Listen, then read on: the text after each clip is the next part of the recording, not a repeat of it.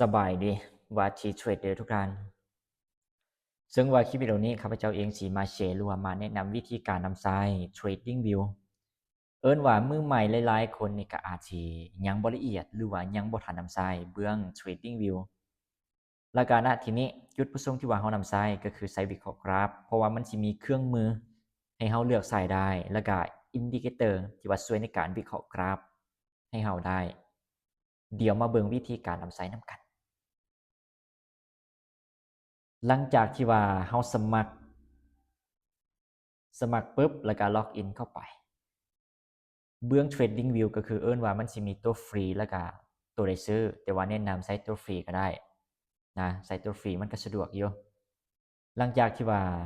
เฮาล็อกอินเข้ามาหน้านี้ปุ๊บนี่นะกรณีที่ว่าเป็นโทรศัพท์เฮาก็สามารถโหลดผ่านแอปก็ได้หรือว่าใช้ผ่านแอปก็ได้หรือว่าใช้ผ่านเบราว์เซอร์ก็ได้นะเข้าผ่านเว็บก็ได้คือกันซึ่งว่าหลังจากที่ว่าเฮาเข้ามาหน้านี้ปุ๊บแล้วก็โซนถึงนี่นะเดี๋ยวสิอธิบายแต่ละฟังก์ชันมาซึ่งว่าโซนนี้หรือว่าเมนูนี้หรือว่าฟังก์ชันนี้นี่นะชื่อว่าเป็นบอนเลือกคู่เงินหรือว่าคู่สินทรัพย์นะอย่างเช่นเป็นทองบ่เป็นคู่เงินบ่เราก็สามารถเลือกได้หรือว่าเป็นหุ้นที่ว่าเราเทรดเราก็สามารถเลือกได้อย่างเช่นที่นี่นี่นะเราสิเบิ่งกราฟทองก็เลือกพิมพ์ XAU USD มันก็โชว์ขึ้นมานะเราก็สามารถเลือกได้แล้วก็ที่นี่มันก็โชว์ขึ้นเอิ้นว่าลายบล็อกเราก็เลือกได้นะอย่างเช่นเราสิใส่ตัวนี้ก็คลิกเข้าไปมันก็สิรันกราฟทองขึ้นมาให้เรานะเดี๋ยวสิลบพวกนี้ออกก่อน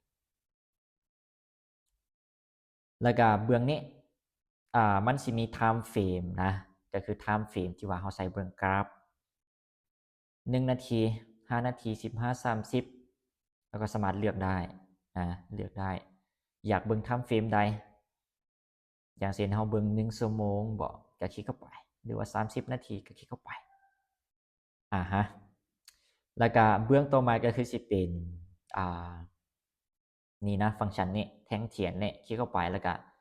เอิ้นว่าพวกนี้นี่นะเอิ้นว่าเป็นรูปแบบนะอย่างเช่นเราอยากได้เป็นเส้นบ่ก็สามารถเลือกได้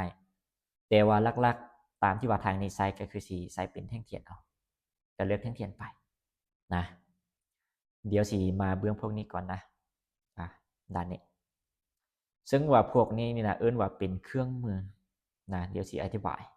แต่ละอย่างอย่างเช่นตัวนี้เขาคลิกเข้าไปนี่นะ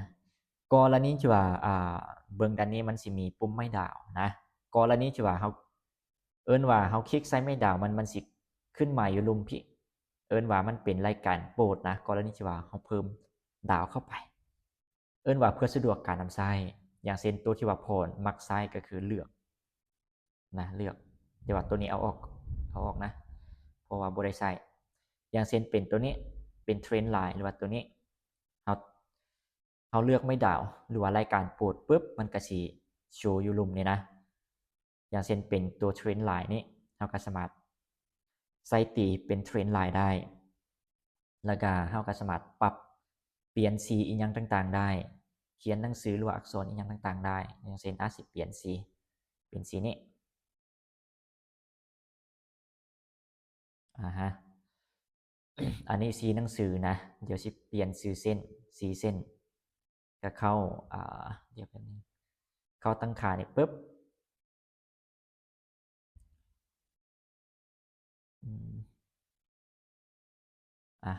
ในสีเส้น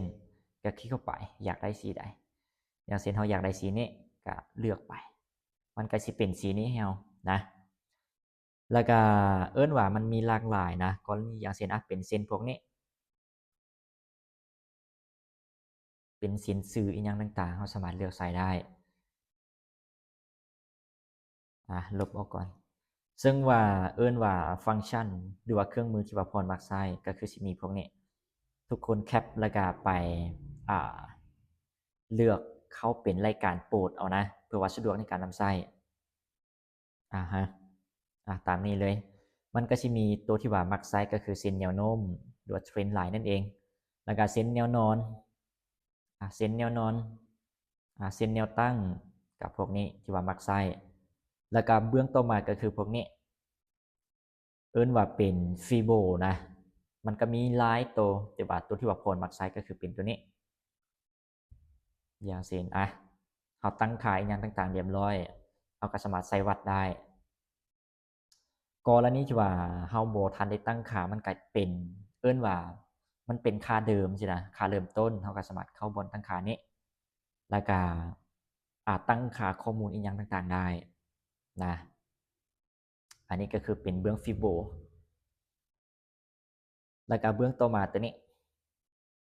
มันก็สิมีหลายๆตัวแต่ว่าตัวที่ว่ามักใช้ก็คือสิมีตัวนี้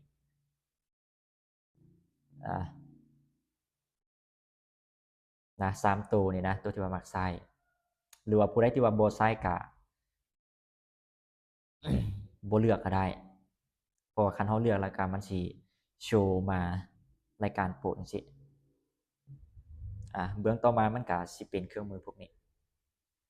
อย่างเช่นเป็นแบบนี้ตัวที่ว่ามักใช้นะเฮาใช้ตีศูนย์อีหยังต่างๆแล้วก็ตัวนี้ใส่ตีกราฟอย่างเช่นวัดจุดโลจุดไฮอีหยังต่างๆก็มักใช้ตัวอย่างเฮาสิใส่ตัวนี้บ่วัดวัดศูนย์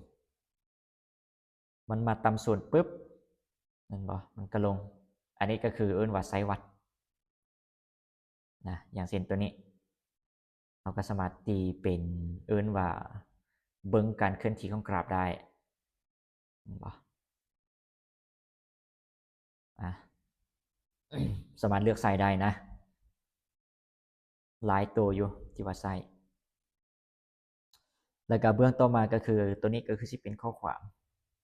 เราอยากเขียนอีหยังก็สามารถเขียนได้แล้วก็ตัวนี้ก็คือสิเป็นการวัดนะการวัดวัดระยะห่างสามารถใส่วัดได้อย่างเช่นมันเคลื่อนที่ไปเท่าใดเท่าใดสามารถวัดได้แล้วก็เบื้องต้นมาตัวที่ว่ามักใช้ก็คือสิเป็นฟังก์ชันนี้ลองกับสอดนี่นะเอิ้นว่าสมมุติว่าลองก็คือเอิ้นว่าเฮาตั้งว่าเฮาสิบายส่วนนี้อย่างเช่นเฮาสิบายส่วนนี้แล้วก็ SL นี่นะอยู่ลุมนี่บ่ TP อยู่ถึงนี่บ่อันนี้ก็คือตัวอย่างนะเฮาใช้วัดเบิ่งว่ามันจักจุดหรือว่าอยากรู้ว่ามันเท่าใดก็สามารถใส่วัดได้อันนี้ก็คือสิเป็นเบื้องฟังบ่ายหรือว่าฟังซื่อส่วนฟังเสียวมันก็สิมีตัวนี้สอดนี่นะอย่างเช่นมันเกิด PA ส่วนนี้ SL เฮาอยู่ถึงนี่ถึงไส้แล้วก็ TP เดี๋ยวนี้เฮาก็สิเห็นว่ามันจุด SL จักจุดแล้วก็ผลตอบแทนหรือว่า RR มันเท่าใดอย่างเช่นจุดนี้2.27นะ RR 1ต่อ2.27แล้วก็ TP มันจักจุดเอิ้นว่ามันสะดวกในการวัดของเฮานะ